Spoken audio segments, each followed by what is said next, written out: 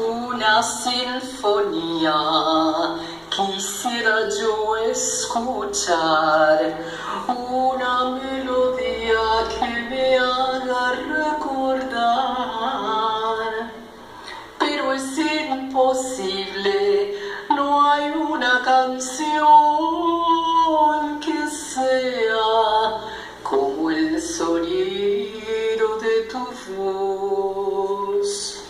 Un violín que llora, una arpa por hablar, el piano se enamora y hasta quiere cantar, pero es poca cosa, no hay una canción, no hay nada como el sonido de tu voz.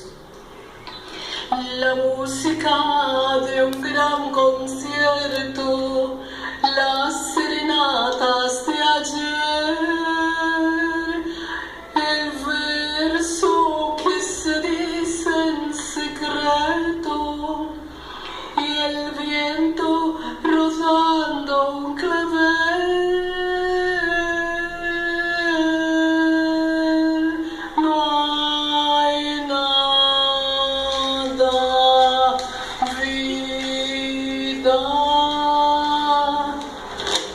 Y otra sinfonía escrita por Ravel, de corte impresionista, hermosa debe ser. Con todo mi respeto al músico francés, no hay nada como el sonido de tu voz. La música de un gran concierto, las serenatas de ayer, el verso que se dice en secreto y el viento rozando un clavel.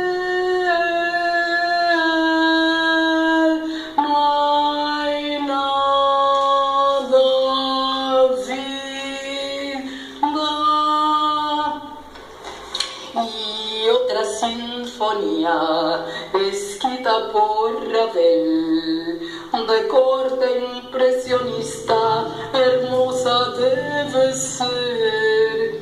Con todo mi respeto al músico francés, no hay nada, solo el sonido de tu voz.